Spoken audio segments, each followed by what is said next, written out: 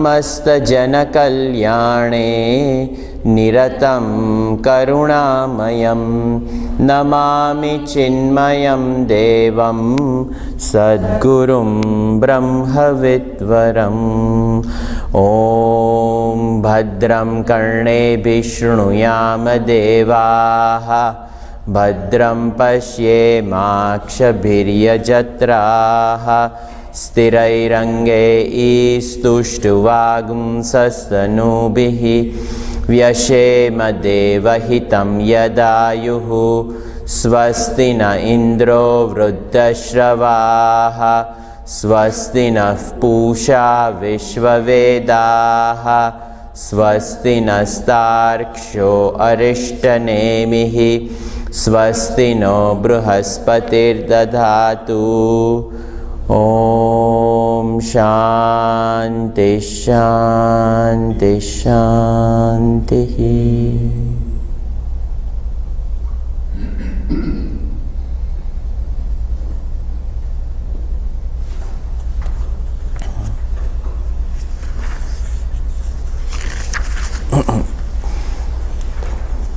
Yesterday we left at seeing Shloka number 36, the Karika number 36 and 35, from 35 to 38. In these very four simple Karikas, Gaudapadacharya ji summarizes the teaching as over here the spiritual practice only when it is done, the unreal nature of the manifested world, which in the mantra number 7 of the Upanishad, when it was said prapanchopashamam advaitam shantam shivam, when all these words are used, they actually mean something. And this entire section, the second section, is titled Vaitatya Prakarana. Vaitatya, the illusory nature of the manifested reality. The world that we see manifesting in front of us, it is a very real, tangible universe at the level of our experience. But just because it is experienced, Gaudapadacharya ji says that does not mean that it is real. Even the dream world is experienced as a very tangible experience. But yet, the dream world is negated when we wake up. In the same way, this extended dream known as the waking state, that also needs to be properly negated, and the negation of the manifested world, the waking state, is done from the standpoint of the fourth, the Turiyam, the Absolute. And it is not just enough to know that the Absolute is there, but we have to realize the Absolute, and the realization of the Absolute is through proper understanding, assimilation of the manifested world. And when proper understanding is there, along with the practices required to distance mentally from the world, not physically, but mentally to distance ourselves from the illusory nature of the experience of the world, sadhanas are required. Sadhanas meaning spiritual practices are required, and it is to remove the internal notion that the world is real. And for that, these 4 karikas are very, very important.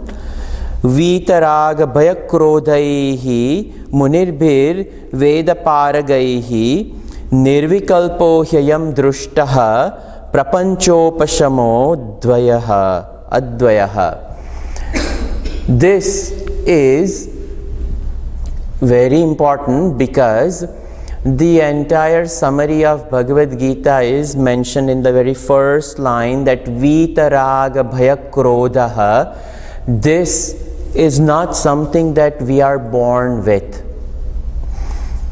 We are not born with, over here, the absence of desires. We have ample of desires that we have brought with us.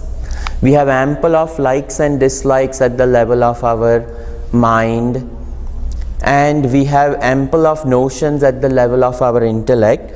So, bhaya, krodha, the fear born out of the dualistic experience of this world, that has to be overcome, and it can only be overcome by knowledge, nothing else. Raga, the securities that we find in the manifested world, the comforts that we seek in this world, the joys that we seek from objects, from people, from situations, all these have to be mentally erased.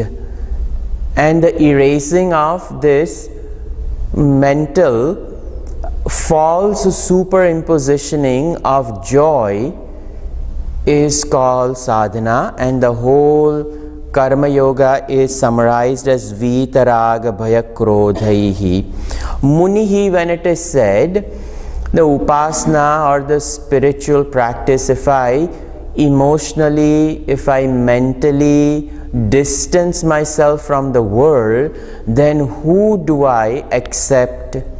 Who do I gravitate towards? If I renounce something, then what do I hold on to?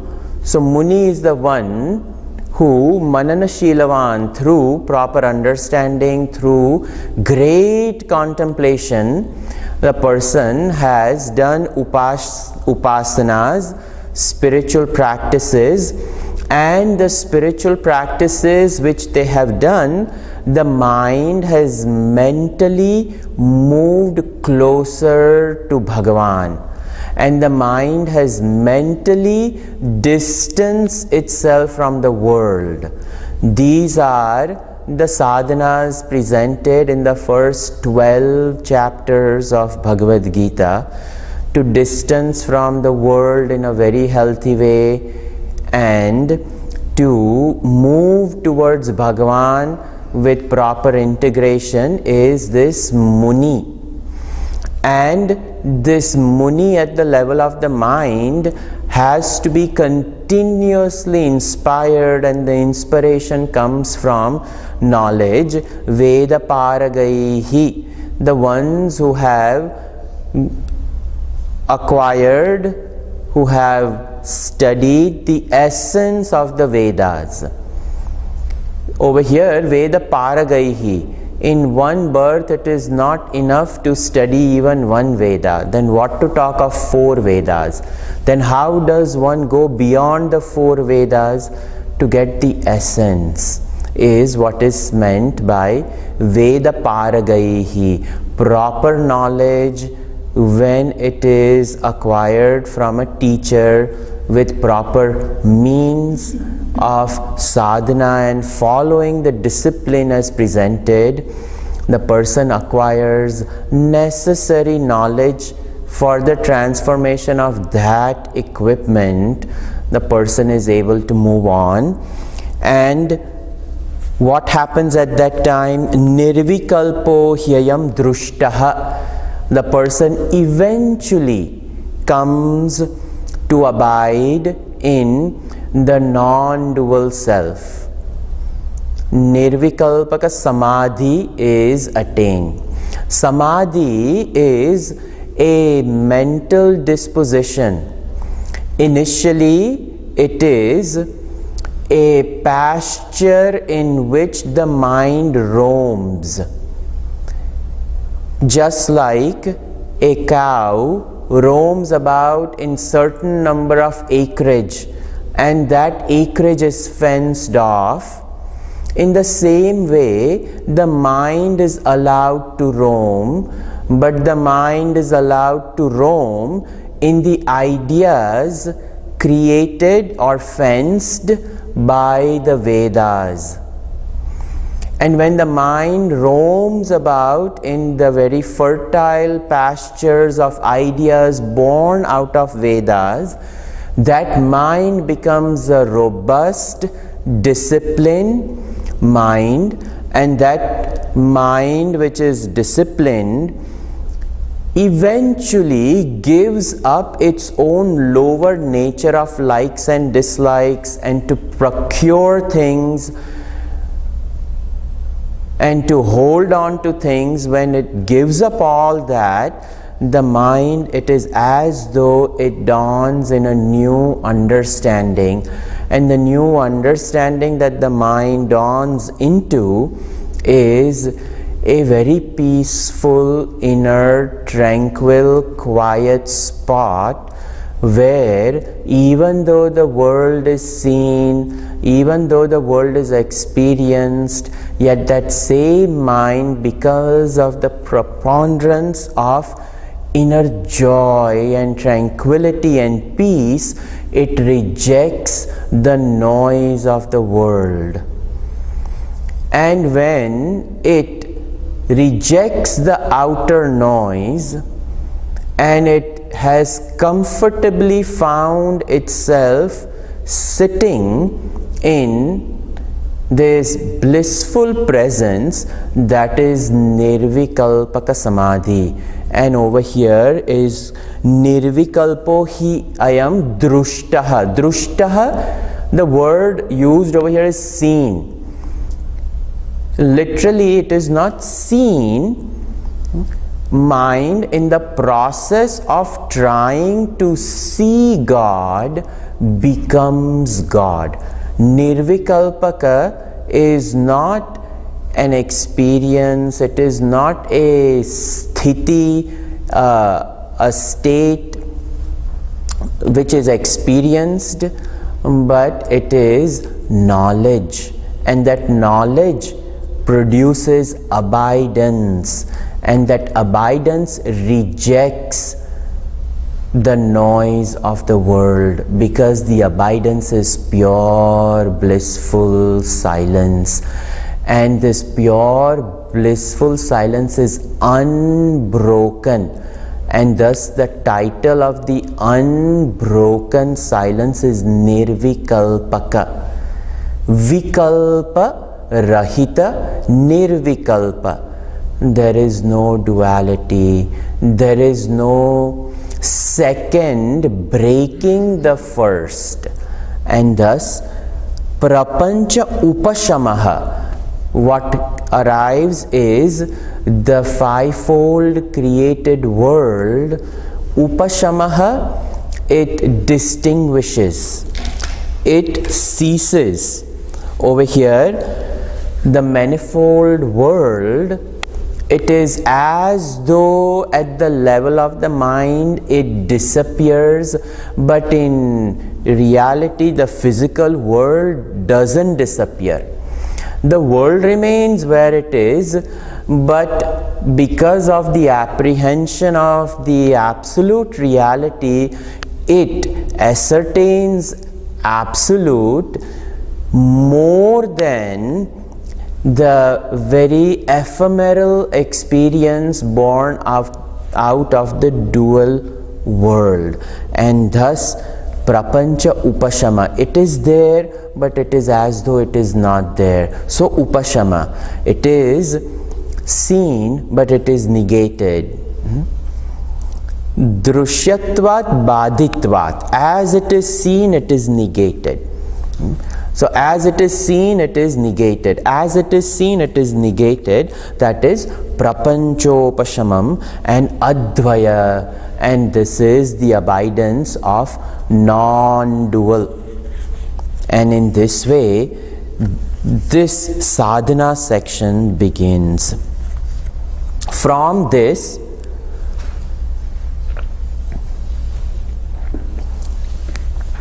we can bring out 5 solid practice. 5 solid practices can be derived from these shlokas. The first one is, we have to realize that I am of the nature of absolute consciousness bliss. This is the first sadhana, that I am of the nature of eternal absolute consciousness bliss. The first practice. The whole thing is for what? It is for nirvikalpa hyayam drushtaha. What is this nirvikalpaka self? I am eternal divine consciousness bliss. This is the first one. Second sadhana to be derived from this is, I am the only source of peace, tranquility, joy and happiness. I am the only source of peace, security, joy, happiness. And not only am I the only source, I am the only permanent source. Because the outside world also gives joy, but it is not permanent. It is fleeting. So, my joy born out of myself is the only permanent, lasting joy, happiness. I am the source of joy. I am the source of happiness. I am the source of tranquility. I am the source of peace. All this, we must have this in the background, that I am this eternal consciousness, number one. Number two, I am the source of that eternal consciousness, which is a source of bliss, joy, happiness, tranquility, and I am the permanent source of it. The third one is, by my mere presence, I give life to the material world around me, my body, my mind, my intellect. By my mere presence, my presence of which, my presence of awareness consciousness, by my presence of awareness consciousness, I lend sentiency to this world of matter, starting from the intellect, the mind, the body, the world of objects, and yes, even other people. And yes, the experience is born out of the objects, because other people are none other than objects in my life. And the experience born out of it, all of that, I am, my mere presence gives the material world as well as the equipment, the validity, it gives them the awareness, and it makes this world alive. The fourth one is, I am never affected by any event that happens in the material world. This we have to understand, that I am never affected by any events that happen in this world. There are so many events happening. We get perturbed, we get disturbed, we get angry. So, the understanding born out of this is, I am never affected by any of these events in this world, nor should I be disturbed by the events brought about by the equipment. Even the conditions of the body, the mind, the intellect, they do not affect me. This sadhana should continuously go on. If there is some pain, physical pain at the level of the body, some mental pain at the level of the mind, some intellectual hang-ups that we may have, all these things are at the level of the drushyatva jagat, meaning the seen world. And the seen world is ephemeral, it is unreal, it is not a source of permanent sustenance, and thus I learned to give that up. And the fifth one, by forgetting my real nature, when I forget my real nature, by forgetting my real nature, I convert life into burden. But by remembering my real nature, I convert life into a blessing. This is very important. Life becomes a burden when we lose our true nature. And same life becomes a blessing when I realize my higher nature, when I realize that my true nature is consciousness. In this way, these 5 sadhanas are born out of this. One Swamiji has very beautifully culled out these sadhanas from this section, and they are the ones which I just enumerated, the 5 ones. That I am of the nature of eternal consciousness, I am the source of permanent peace, joy, security. Number 2, then by my mere presence I give life to the material world, including the equipment. 4th, I am never affected by any events born out of this world. And number 5, when I forget my real nature, life becomes a burden, but when I remember my real nature, life becomes a blessing. So these are some sadhanas. 36. Tasmadevam viditvainam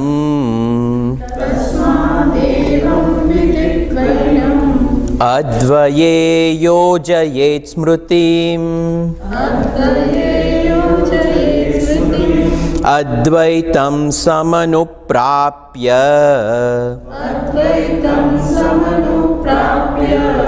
jadavat lokamacharet.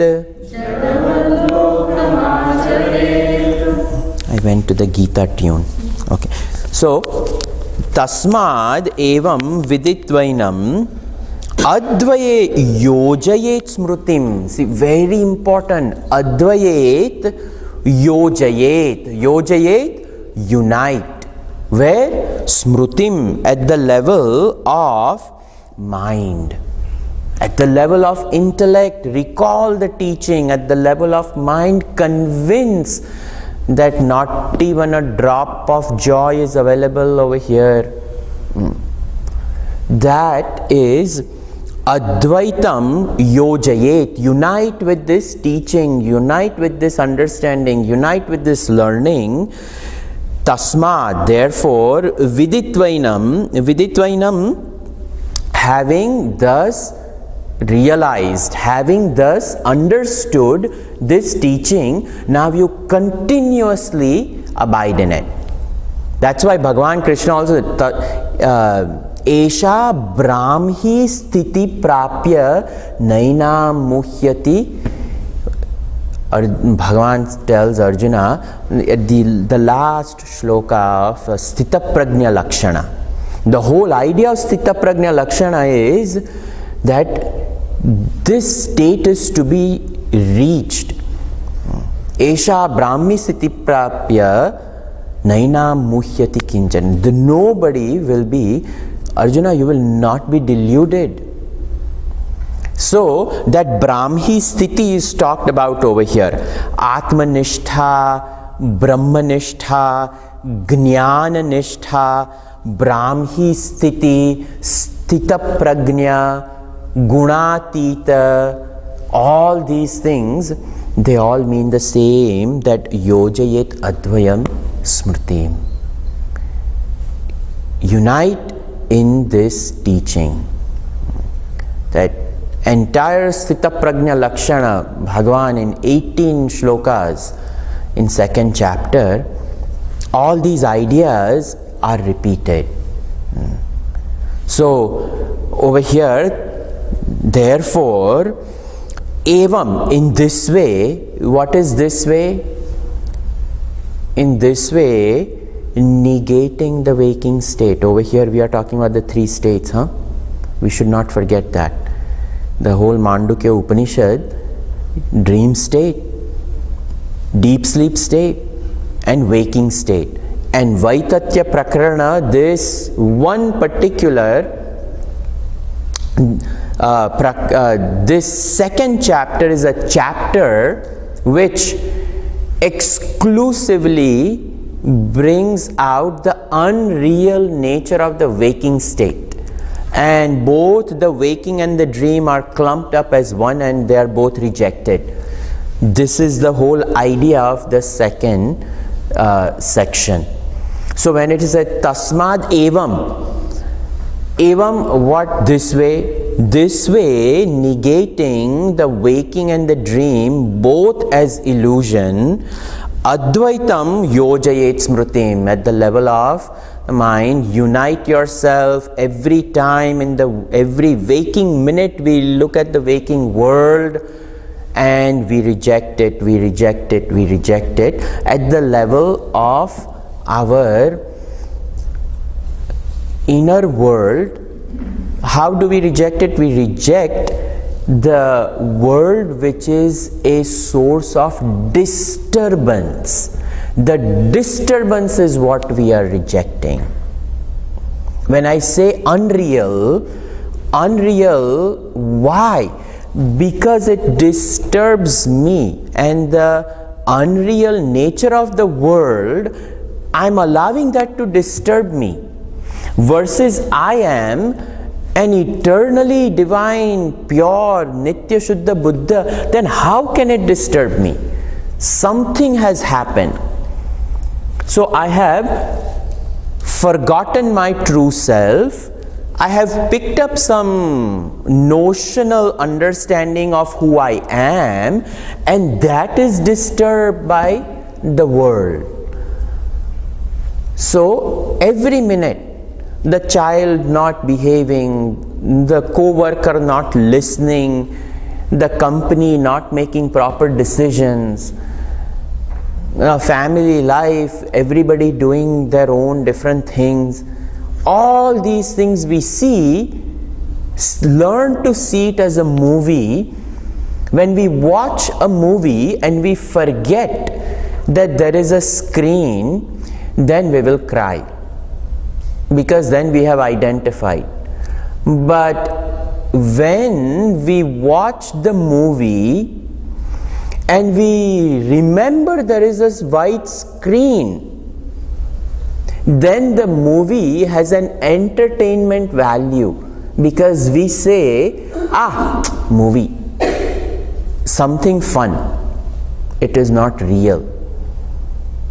The movie can only carry an entertainment value provided we remember the white screen.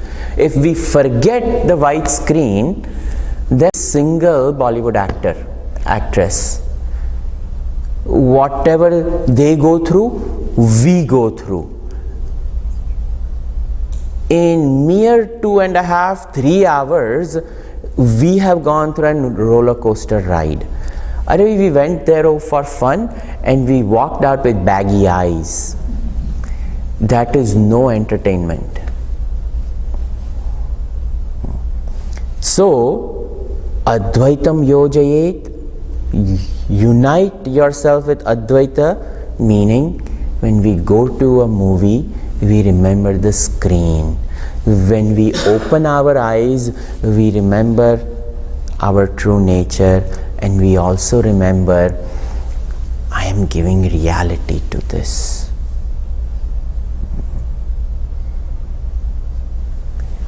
A child has its life, do the best job of guiding, and distance. The spouse has relative importance, give their importance, distance. The job has relative importance, it pays the bills, keep the distance. All this we must have a very clear understanding. Then life over here, Advaitam Samanuprapya, having attained this, look at this, he's saying, Jadavat lokamacharet, behave like a stone. So Swamiji, I should literally become a stone. Should not look after children, should not look after job, should not look after anything. Jadavat meaning this watch, when it is next to this glass, it fears not, it blames not, it rejects not. That is called Jadavat Acharet. When it is said Jadavat Acharet, we will be with all types of people, all types of conditions, all types of sensory perception, but understand they are not real. That is called Jada. That it is unreal, it is Jadavat. And in the understanding, it is Jada. That is what is mentioned over here. So, Samadhi Abhyas Rupa Nididhyasan is the first line. Tasmad evam viditvainam advaitam yojayet smrutim. What is this? This is called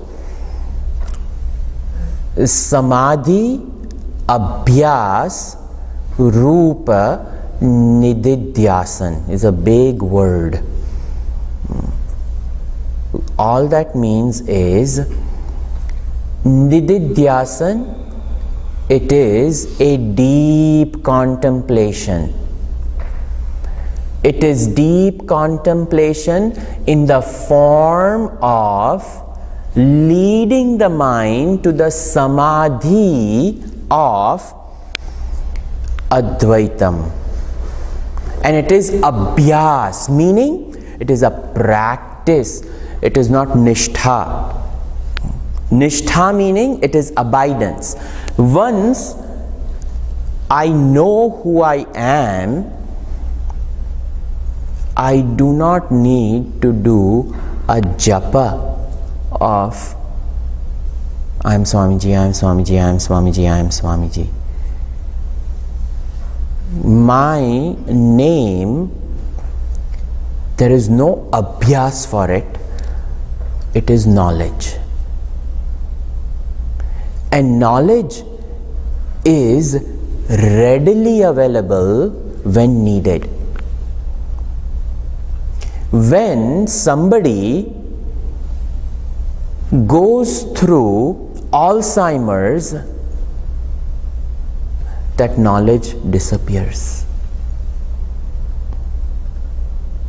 They don't recognize. Sometimes they don't recognize their spouse, their children. Do we have to do abhyas every day, waking up, oh, I am a mother, I have 2 children. Oh, I am a father, I have a wife and 3 kids. When we wake up, we just know. But when we lose that, we call it Alzheimer's, that there is something wrong. This person is not connecting with the world. So, right now, we have forgotten our true identity. And just like that son sits with that mother, elderly mother, who is in the onset of Alzheimer's and she is beginning to forget, and the son is reminding that mom, do you remember we had a vacation in 82 with dad, we did this.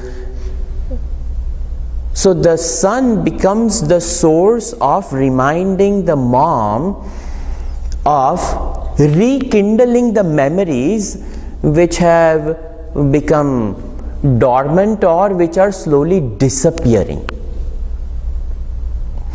The study of Advaita Vedanta is like that son who sits with this jiva in the Alzheimer's of forgetting its own nature. We've forgotten that I am Nitya Shuddha Buddha Mukta Swarupa.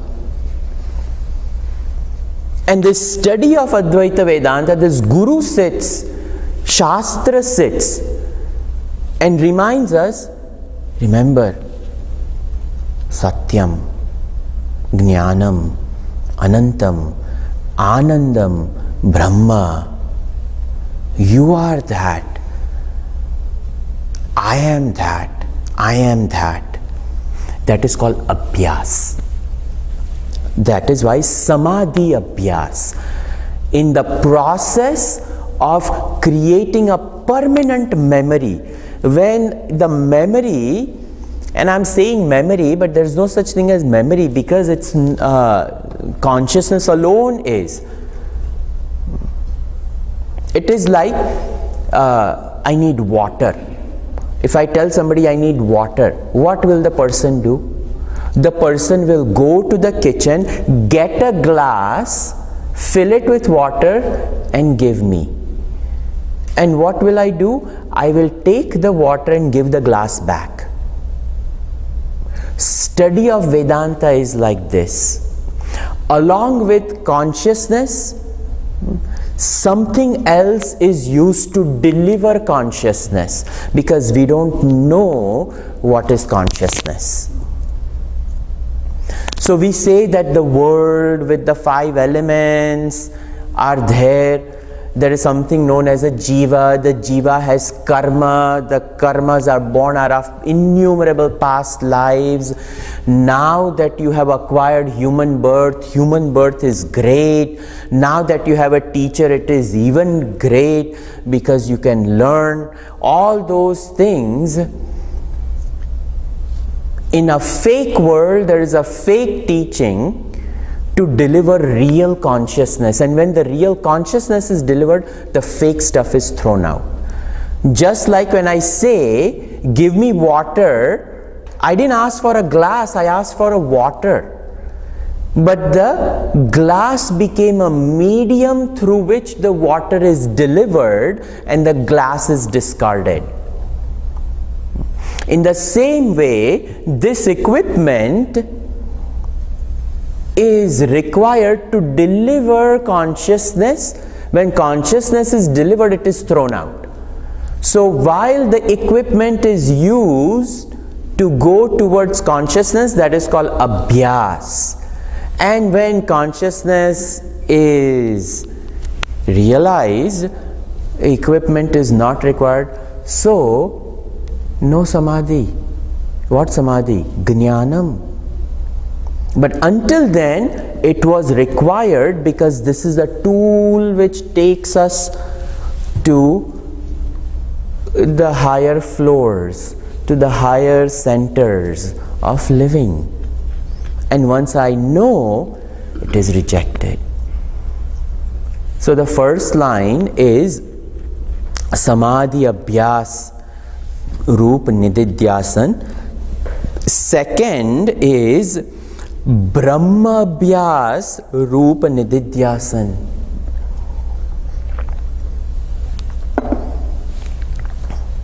Very important. Samadhi is a condition of the mind.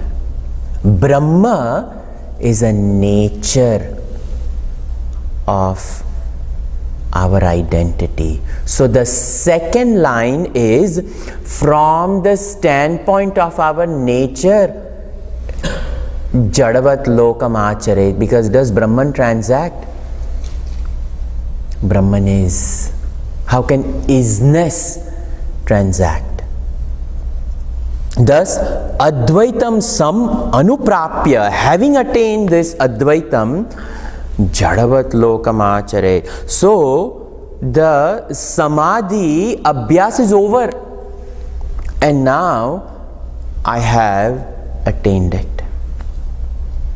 That glass of water was delivered. The delivery process of that glass is called Samadhi Abhyas. Over here, Rupa Nididhyasan. When the water is done drinking and we cast that off, now one with Brahman, now it is Brahma Abhyas. What is Brahma Abhyas? Being.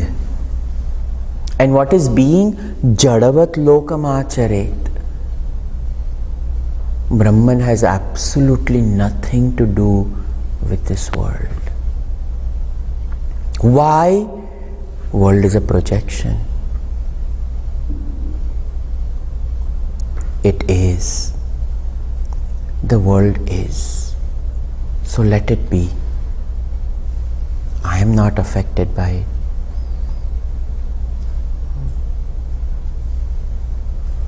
These are the two standpoints Bhagavan Krishna makes in the 9th chapter. I am in them, they are in me. What does that mean? I am not in them.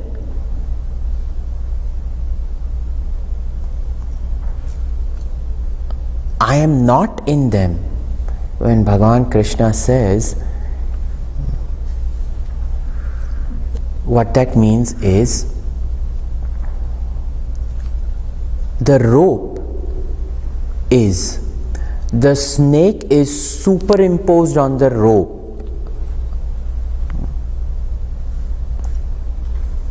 Where is the rope? Where is the snake?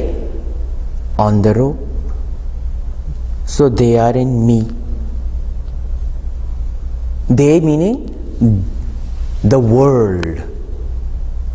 Where is the snake? In the rope. They are in me. But I am not in them. Is the rope in the snake? Rope knows no snake. From the standpoint of rope, which has never known the snake, Jadavat Lokam Acharet. All these things are not in Brahman. Because in this Upanishad, Brahman is not the cause of the universe. And the universe is not an effect. In other Upanishads, yes. But in this Upanishad, no world has come out. All this has to be remembered. In Katho Upanishad, in Mundaka Upanishad, Yathorna Nabi Grushnate Srujate Cha, just like a spider which weaves the web and then it takes, in the same way, from Brahman this world has come and into Brahman the world goes. Not in this Upanishad. Do not confuse these two. That Upanishad, yes, you can understand it at that level. This student is very different. Which Brahman? Which universe? What universe? Are the one I'm seeing? Who's seeing? That is when people go mad. That what kind of teaching is Vedanta? That's why I want you guys to contemplate upon this. Because from the standpoint of Mandukya Upanishad and the standpoint of Gaudapadacharya ji, there is no world. There is no world. Thus they are saying this Brahma Abhyas Rupa Nididhyasan. Now the person read Gurudev's commentary. It is very good. Afterwards, hold. 37. Nistutir nirmamaskarah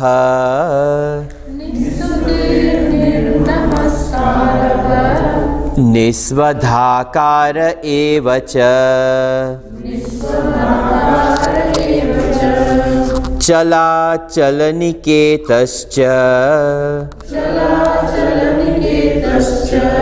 Yatir yadruchiko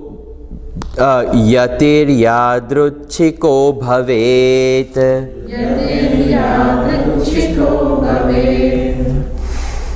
Now over here this particular karika is referring to Vidvat Sannyasi. Very important. Vidvat Sannyasi is a sannyasi who is a knower of truth.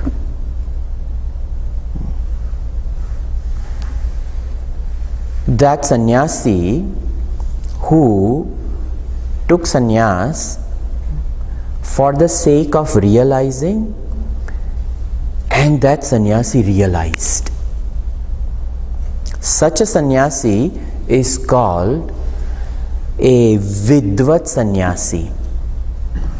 A person who takes sannyas for realizing but has not yet realized. That sannyasi is called Vividisha Sannyasi. Difference between two types of sannyasis. The knower of truth, monk or renunciate, or the one who wants to realize truth but has renounced for the sake of realizing. So now this Upanishad comes, Gaudapadacharya ji comes and says, become like a self-realized sannyasi. Sannyasi is the one who has renounced all types of duties in this world. All types of dharmas he has renounced for the sole purpose of truth. And having reached the truth, that person has still renounced all dharmas and everything. When we talk about Shankaracharya ji and Dandi Swami who have danda, they are still married to dharma, so they cannot renounce everything. But the one who takes the danda, the staff, and then breaks the staff and throws it into the river and declares their vidvatta and declares, that person is called Paramahamsa sannyasi, meaning even the dharma is thrown off. And such a person who has renounced even danda, Gurudev in the initial stages used to cover his head. Then he removed that and he talked to Periyava Swamiji. He says, yes, you can renounce danda, you can renounce this because you are a missionary now. You go around and do whatever you want to do. But Mahaperiyava Swamiji cannot. He's bound by the matha to uphold dharma. And thus, he is a different type of sannyasi. Gaudapadacharya ji says, become like a Paramahamsa Vidvat sannyasi, give up everything and work for that vision. And what is the vision of a Paramahamsa Vidvat sannyasi? That is nistutihi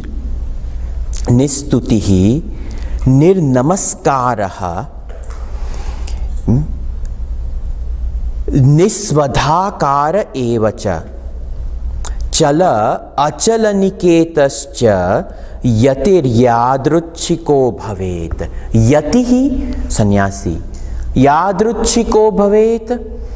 That sannyasi, depending upon prarabdha and the chance that the universe bestows upon it, yadruchiko, yatha ichha of the universe, bhavet, he remains. Whatever chance brings, it is said that to maintain the body awareness is brought out for the sake of bhiksha, to keep the equipment, and once the bhiksha is taken, the body awareness is suspended and the person goes into the complete abidance with the self. That even the body is not regarded. And as the ichha of the universe, the body will be maintained. If food is brought, it will be taken. If it is not brought, it will not be taken. Our Taponji Maharaj used to live like that.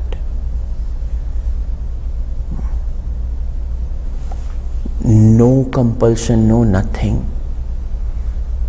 No bhiksha guidelines. Whatever arrived, he used it. Cloth, food, conditions, cold weather in Himalayas. One simple garb. We cannot even survive with North Face gear in those places. No socks, no shoes. Such a exalted yati, you imagine how much identification has to be given up. So, nistuti, giving up all the prayers. Prayer to whom and prayer for what? To whom? I am my own self. I am Nitya Shuddha Buddha Mukta Swarup Atma. I do prayer to myself, so nistuti. No prayer. For what? Maintaining this body, then the person is not realized. It will be an oxymoronic statement then. So, nistuti. Nirnamaskaraha. Who will they bow down to?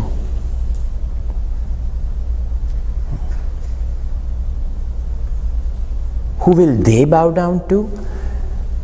And when others bow down to them, they even negate that. They look at the whole world as nothing but an illusion. An illusory namaskar was done to an illusory body which appeared. To whom? Not to them. to others. Nirnamaskara, Nisvadhakara. One is Swaha and the other one is Svadha. When we do fire rituals, when a fire ritual is done for gods, we use Swaha, Swaha, Swaha, Swaha. If the fire ritual is used for a departed soul, Shraddha Karma, the Swaha is replaced by Svadha, Pitru Karma. So over here, no lineage, Nirsvadhakaraha, no rituals. Gods are not propitiated. Then what to talk of even the lineage? Nothing is propitiated. That is called sannyas. You give up your identification with the lineage. No karmas will touch you. Niragnir na chakriyaha. Bhagavan uses this in 6th chapter. Niragni, the one who has given up fire. So, chala achala niketascha. Chala achala, the having chala, this body which is moving. Achala is the immovable self. This achala niketana, finding abode in where chala, in moving. So the immovable finding its abode in the movable, it moves about. That's all. Chala achala niketascha. So that absolute infinite has found its abidance in finite. It is infinite, and that is the wonder of all wonders, and that is why the whole thing is an illusion, because infinite can never become finite, but yet it is known. Because it is known, conscious aspect of infinite Brahman, because it is consciousness, it is ascertained. Even though infinite, yet it cannot be quantified. Consciousness will allow consciousness to know itself, and thus achala chale niketana. This is the only way consciousness will experience itself in a manifested equipment where self-awareness is known to itself. Consciousness is over here, but the existence aspect is there. Conscious aspect is not known. So the uniqueness of this shloka is chala achala niketascha. This is the dichotomy of it, that which is infinite, yet infinite finds its abode in finite body for the sake of knowing itself, because this is the only place this can be known to itself without the jargon of this. And that is a Paramahamsa Raja Sannyasi, who is described over here, Vidvat Sannyasi. And Gaudapadacharya ji is saying, become that. What joy can he express about being this? You know, he said, may that person rise to become a great sannyasi like this. What is your question? To all the 4 sutras, because 4 sutras explains. Which 4 sutras? Initially, what you gave it, that the self itself, you are saying that it's a self-consciousness. That means the self says that I exist. He expresses about his properties that I exist.